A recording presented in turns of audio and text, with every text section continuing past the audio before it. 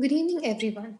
As Peter Drucker said, knowledge has power as it controls access to opportunity and advancement.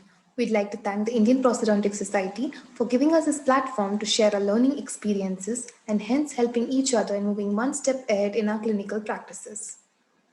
Title of our paper is Efficacy of a Novel Functional Swallow Method of Establishing the Posterior Palatal Seal.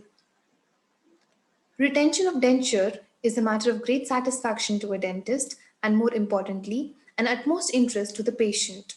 Horizontal forces and lateral torquing of maxillary denture can be resisted only by adequate border seal. Majority of the maxillary denture fail due to inadequate posterior palatal seal. Hence, proper placement of PPS is crucial to create an optimally retentive maxillary denture. The PPS aids in retention of the complete denture, hence increases the comfort and confidence of the patient. It provides proper seal between the denture and the tissue surface, also reduces the tendency of gag, and compensates for the warpage that occurs during polymerization. Moving on to various methods of establishing the PPS, the arbitrary cast scoring technique, though most commonly employed, is considered least accurate by Winkler, hence he gave the conventional scoring method where the PPS is transferred from the trial denture base to the master cast before scoring. But both the methods of scoring are considered non-physiologic. They overcompress the PPS area and are very subjective. In the functional method, the patient participates in molding of the PPS.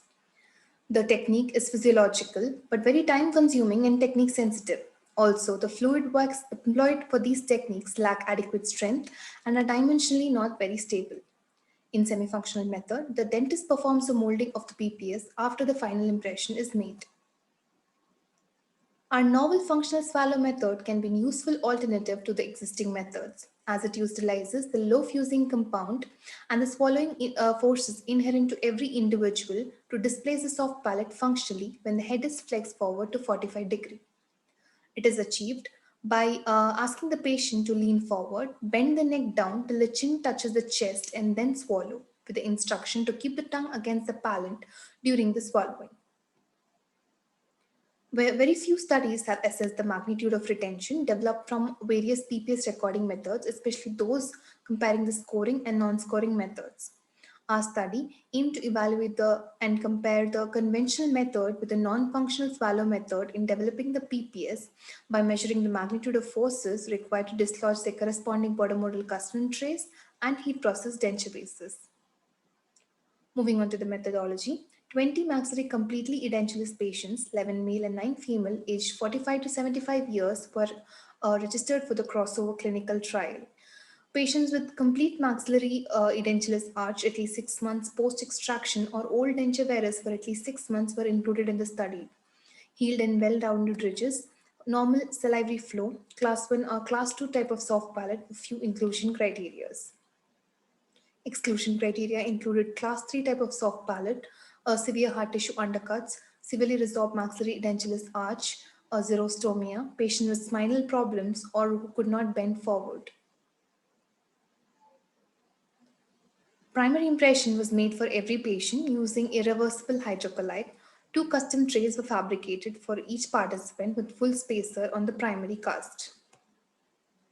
The maxillary bottom molding procedure was performed twice for each patient using a low fusing compound. The PPS was developed employing the conventional R method for the group 1 patient and using the novel functional swallow method for the group 2 patients.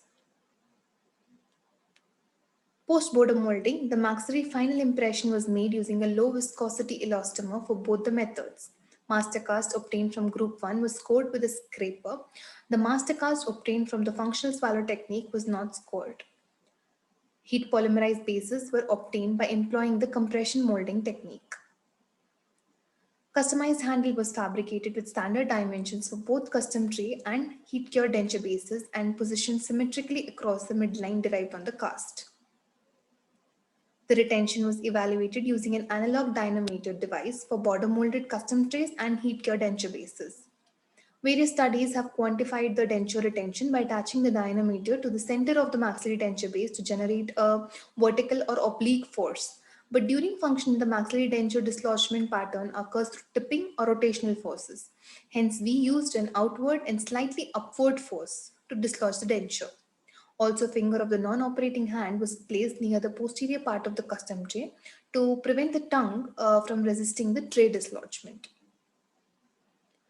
Moving on to the results, independent students' t-test revealed higher mean retention values of group 2 than group 1 both during border molding and after denture-based processing as shown in table 1 and table 2 respectively.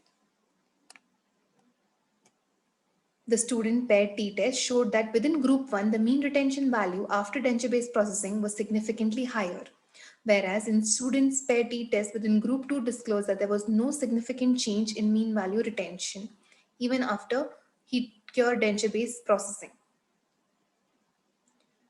The magnitude of retention of custom tray after border molding for functional method was higher by about 1.5 times than conventional method. This could be due to the passive positioning of the soft palate and also because of the superior palatal displacement achieved by the low fusing compound in this position. The mean retention of heat cure bases was more for the functional swallow method due to more accurate soft palate displacement achieved by the functional swallowing method.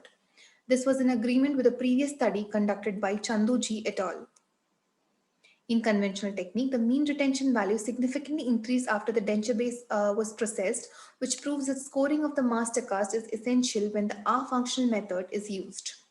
In functional swallow method, though the master cast was not scored, yet the retention remained unchanged and higher than the conventional group after processing. This proves better compensation of curing shrinkage by the functional swallow method. Only objective retention values were evaluated in our study, which is one of the limitations. The true functional retention and patient satisfaction scores were not determined. A randomized controlled trial with a larger sample size would give a better insight. Within the limitations of the study, we can conclude that the non-scoring functional swallow method exhibited higher retention than the conventional method, both during the border molding and after the conversion of the heat cured denture bases. In conventional method, the scoring of the master cast helped to increase the retention. The functional swallow method achieved greater retention even though the master cast were not scored. And the functional swallow method can be a practical alternative to the conventional method. Moving on to the clinical implication, the novel functional swallow method is simple and less technique sensitive. It saves the chairside time. It also helps the dentist take in charge of developing the seal. The developing the PPS before final impression prevents gagging by restricting excess material in the posterior tray end. Also, the seal can be achieved by employing commonly used materials. These are my references. Thank you everyone for giving your valuable time and this opportunity.